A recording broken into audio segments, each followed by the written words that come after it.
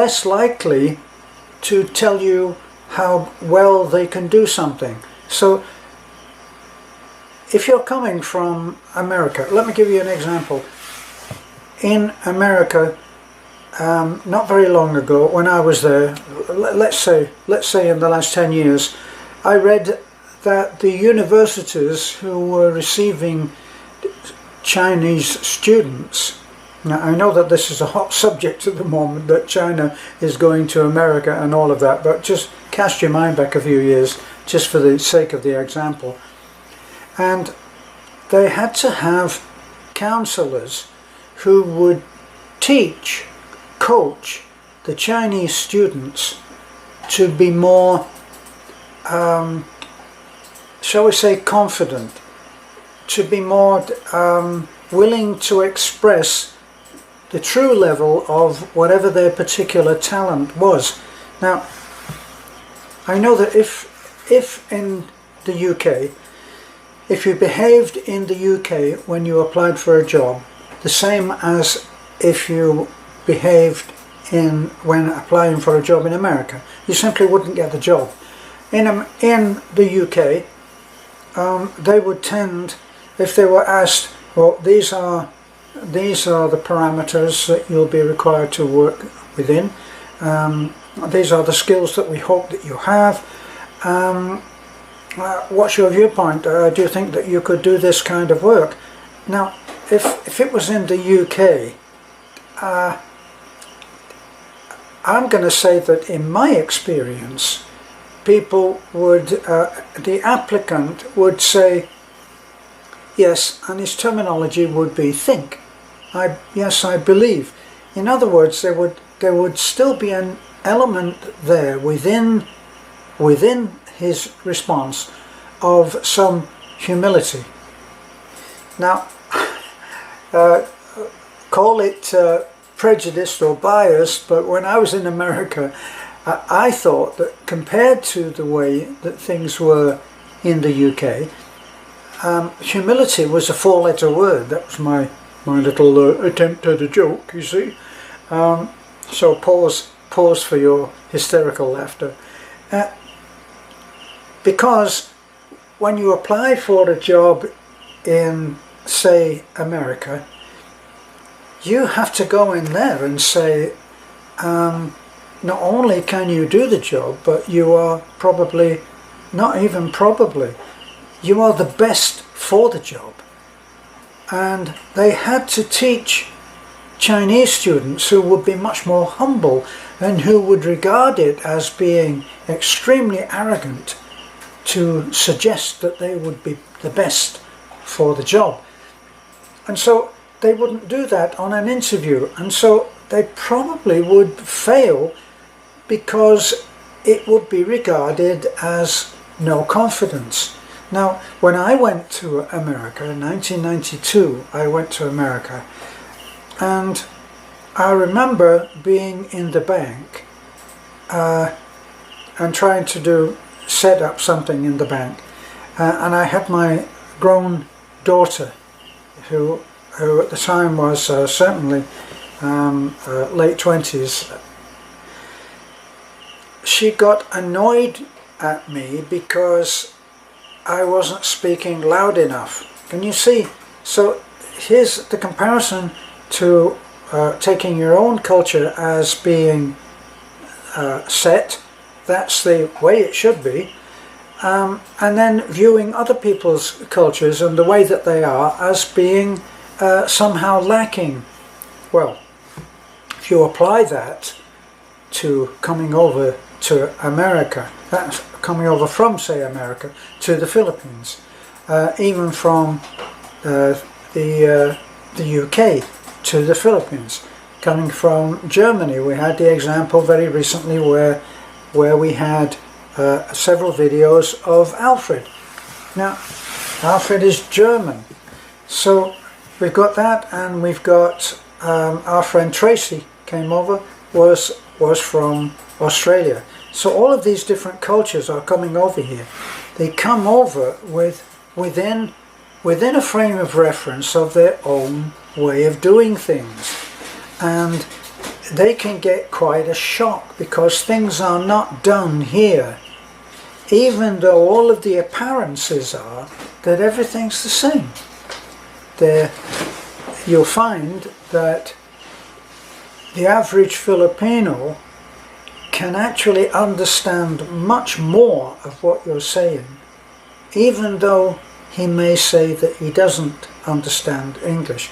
Now, as a foreigner, you have to get used to going into a store, say a small store, where there are 2 or 3 young Filipinos, usually women, who are doing the serving, doing the sales.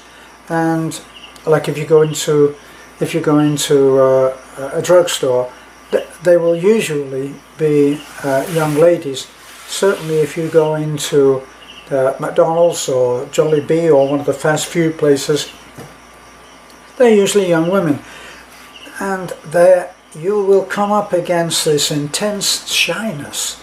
Now, it's not based in reality, because actually if you could my take on it is, if they start to get too shy with me, I say, listen, your English is terrific. I wish my Visayan was as good as your English, and I mean it.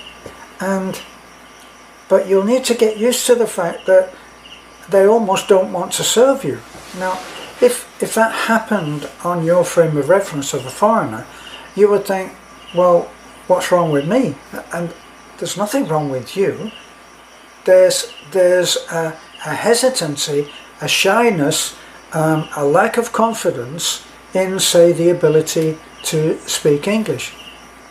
Also, foreigners have created for themselves a reputation of being troublesome, in that they don't accept things in the same way that Filipinos do. Now, I've been in a line, that this is a very common thing, I've been in line at, say, the ATM machine, and somebody will go to the front, talk to the next person in line, and say, do you mind if I go next?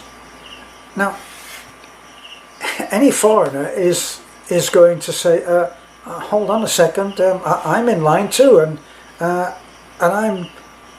I stand to have to wait for another 15 or 20 minutes. Why are you going first?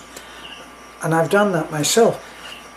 But I've also heard other foreigners who get angry at this.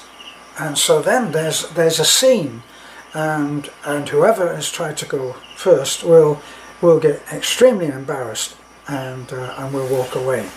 And the whole thing is quite unpleasant. But when you go into, say, the bank, it has a sign which is on the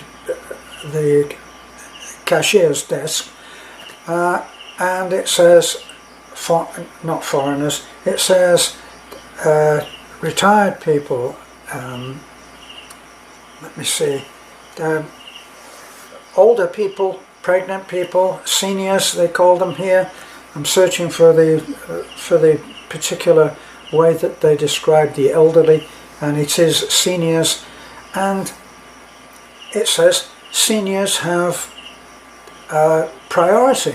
So in fact, you go to the front of, usually they've avoided this embarrassment by putting a special sign up that is a desk that you go to because you're a senior. Now, personally, when I went into the bank, it embarrassed me greatly to think that I should go straight to the front of the line. So I made a point of talking to someone who seemed to be in a senior position at the bank, and I explained, look, I know as a senior I'm able to go and no one's going to question that, but quite honestly I'm a little reserved and I'm embarrassed to do that, so can I come to you? And so after that, every time I went in and needed something done, I would go to this lady, and if I had a withdrawal to make, I would hand her the book and the appropriate withdrawal form, and she would then take that and fill it out and bring it back to me, and I would avoid the embarrassment. Well, Filipinos will be embarrassed by confrontations, and it's not part of their culture or their makeup, and they will submit to many things which are not right in order to keep the peace. Looking at it from my viewpoint, I used to think that that was a bad thing. But wait a minute, why don't you speak up? And I've heard other foreigners say, well, they just put up with anything. You know, whereas the one foreigner that I talked to, something happened at the bank, and he started raising his voice. Because perhaps there would be a situation in, say, the UK or Australia or America, where if you were not getting the service and the attention that you needed, if you raise your voice, they really don't want that, and it brings people up short and you'll get served. I think they call that the squeaky wheel.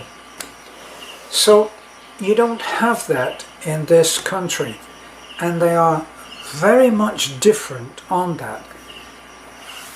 Now this has little offshoots of things which you will not be able to see as making any sense. For instance, if you had asked somebody to do something, and a partner usually, if you had asked them to contact someone or call someone, my favorite easy oversimplified example is, say, a phone call. Did you call Harry?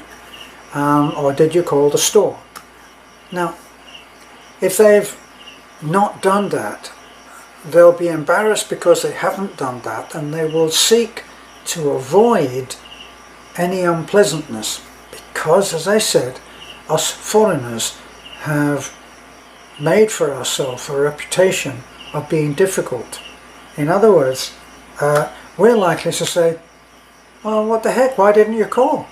And we're already touching on being irritable, which would not be acceptable to the Filipino way of doing things, because they're trying to have things go smoothly. You can go in and you can be quite awkward in a place, and they will do everything they can to be nice to you, even though you may not be being very nice yourself. And that's something that you have to take responsibility for and realize that that's the case. So you're going to be seeking to get things done right, and they're going to be seeking to get things done calmly and smoothly, even though they may actually forget you were in as soon as you leave, because they'll have gotten over the situation and they're not going to do anything about it. So there's always that example that might be there. So I always think of it as arrogance, that someone can come to another country and actually think that everyone in that country should behave according to their frame of reference. How can it be? It can't make any sense. And yet, when I used to go on some expat sites when I first got here, I would hear, I would read, I would see comments that were made that were very much on the basis of an arrogant viewpoint, which assumed correctness. Now, the one thing that will never change when you come over here, and that is, you're a foreigner. So, you can work that any way you want, but you will always be the foreigner. And this is something that I observed as soon as I came over. And depending on where you are, if you find, say, a partner and join her in her community, in her neighborhood, it's very possible that people there are not used to interacting with a foreigner. They actually don't know how to interact, and people get extremely shy and they suffer what Filipinos call a nosebleed. And a nosebleed is a feeling of inadequacy on their ability to speak English. They call it a nosebleed. And they laugh about it. So there are various different characteristics in Filipinos and Filipinas which can be extremely annoying depending on your viewpoint, and extremely appealing. Like, if people are very shy, very friendly, always smiling, that can be it can be very appealing that they're trying to help you and that they're being so nice. You will be impressed by that. But if you're trying to get something done and the person keeps laughing, you will be wondering why they're laughing. Look, sir, this is not funny. Well, they're not laughing because it's funny. They're laughing because of a certain way of dealing with their embarrassment about perceived inadequacies, which may not be real at all. They may be being self-critical about their English, when in actual fact their English is excellent. The other thing is that this whole point about avoiding confrontation will lead to some funny situations. Very often I may say a word, and having said a word to Beth or to anyone, any Filipino, I may have said a particular word and then realize, wait a minute, probably they don't know what that means. And I will say, do you know what heffalump means? And they say, yes. Still not convinced, and I say, what does it mean? And they say, I don't know. And then they laugh. And in the West, usually, when you're trying to get a point over and get some agreement and sensible and a resolution or a solution, if a person is laughing, they're not taking anything seriously. And if you've looked at our videos where I was teaching Beth to drive, she was laughing at everything. She just laughed. I said, listen, this is not something to laugh about. You know, you are in charge of, my point would be, you are in the controls, at the controls of a vehicle which can quickly turn into a lethal weapon and cost some other person their life and yours. So, from my frame of reference, I wanted to stop laughing and to take things seriously. It won't happen because laughing, smiling is a way of handling a situation which is completely foreign, no pun intended, to the foreigner.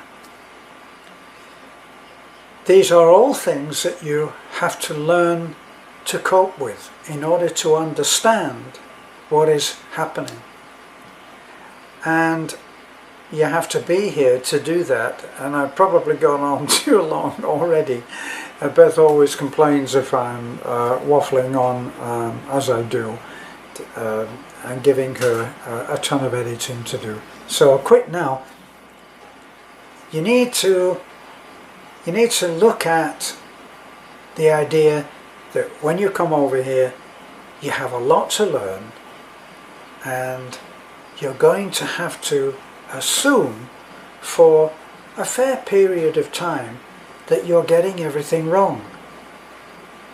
That's something that's difficult when you come over here with an arrogant way, an arrogant attitude. If you come over here thinking that you're going to get the whole Philippines to change when you set foot on the on Filipino soil because you are a clever guy or a clever person from another country. It's not going to happen.